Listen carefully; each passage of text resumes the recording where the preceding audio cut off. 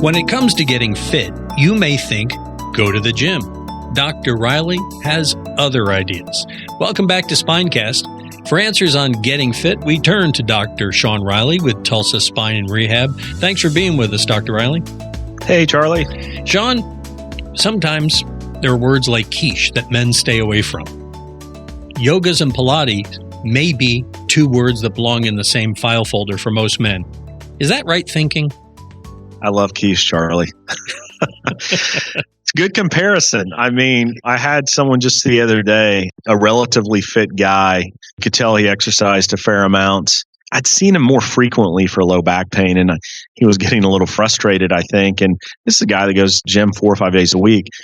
And he says, Sean, what are your thoughts on yoga and Pilates? And he said it sheepishly, maybe even a little, he was a little embarrassed. I think he was thankful my door was shut in the office here. Mm-hmm. He even lowered his voice? Yeah. And I said, I'll tell you what, if you're going to do one thing moving forward, it should be yoga and Pilates. And I was exaggerating there, but I think it's something that we need to start paying attention to, Charlie. Most men who have a history of exercise or were athletes when we were younger, played sports in high school, whatever the case may be, it was all about building strength and stability and mass. So we're doing a lot of lifting and dumbbells and barbells. And I'm not saying weights are bad for you. I think there needs to be an emphasis on stability and strength training, of course. And weights, I think it's fine to use weights. Not my favorite. I prefer bands and those types of things for stability. But it also depends who we're talking about, Charlie. We're talking about the 45-year-old man that wants to stay healthy and maybe play some golf and do some different things on the weekend. That's who we're speaking to.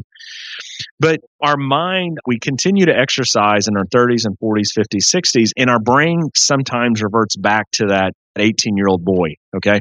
I'm going to go to the gym. What am I going to do? I'm going to do dumbbell presses. I'm going to do curls. I'm going to do deadlifting, maybe some overhead squats.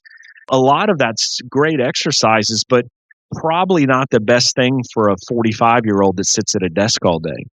And what I mean by that is a lot of us sadly have repetitive type lives. We wake up in the morning, we have breakfast with our families, we get in our car, we drive to the office. Unfortunately, we sit on our butts for 6 to 8 hours a day looking at a computer screen.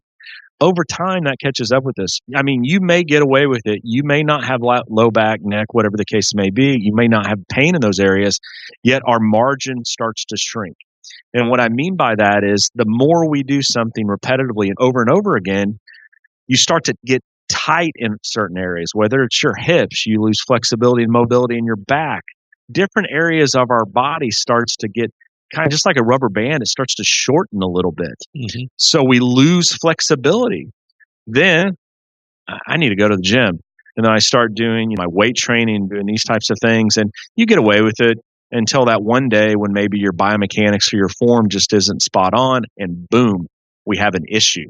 Just like the patient that I was speaking about, it's been the same thing. It's been a recurring low back theme with him. And finally, I had a discussion. I think we need to look a little deeper.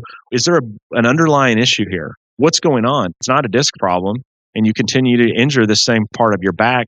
And we talked about the importance of mobility.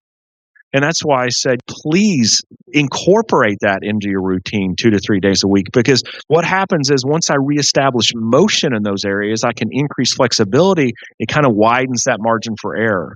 So if I have a shoulder that doesn't move properly and then I load my shoulder into an overhead press, you set yourself up for injury.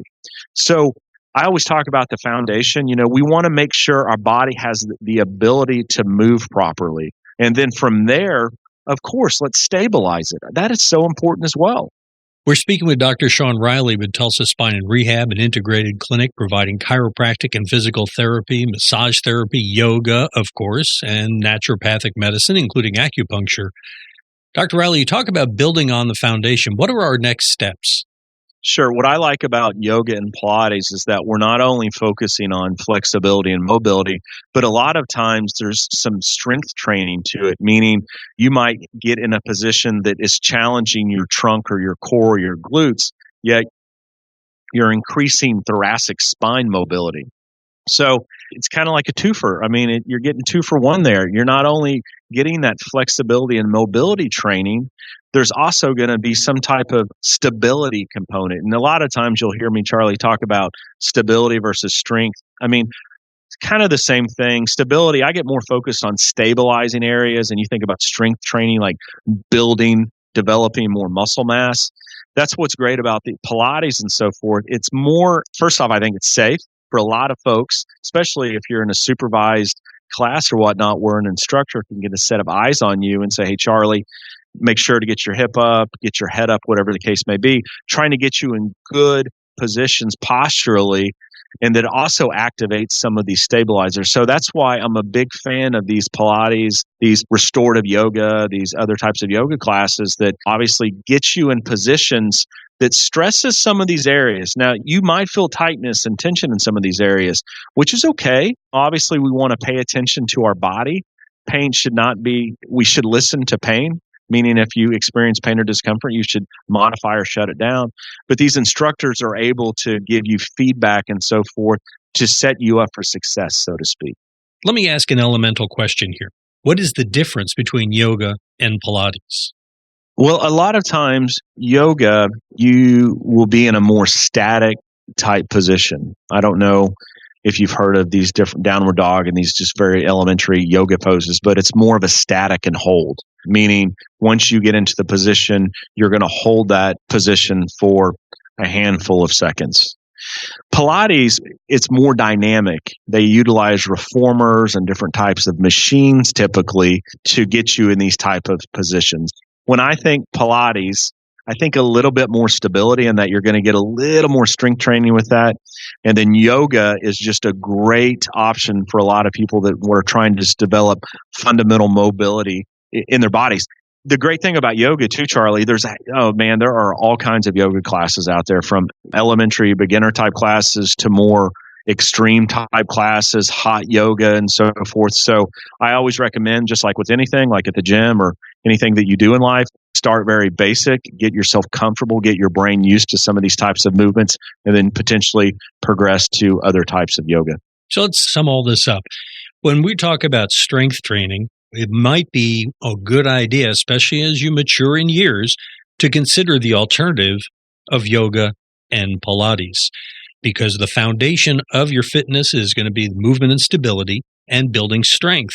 And with yoga, you're able to build stability, and the Pilates is something where you're going to be building strength. And most importantly, whatever you decide to do, you want to start basic, start simple and build from there. Don't try to start as a Zen master in yoga, because it'll be just as bad as jumping into the gym and trying to go all out. Fair enough? Yeah, do something and get moving. There you go. Thanks for taking time to share with us today, Dr. Riley. Thanks, Charlie. Learn more about yoga, Pilates, and other alternative ways of getting fit at Tulsa Spine and Rehab. Remember also, while you're there, to subscribe to Dr. Riley's weekly newsletter. It's filled with tips and suggestions to help you get moving.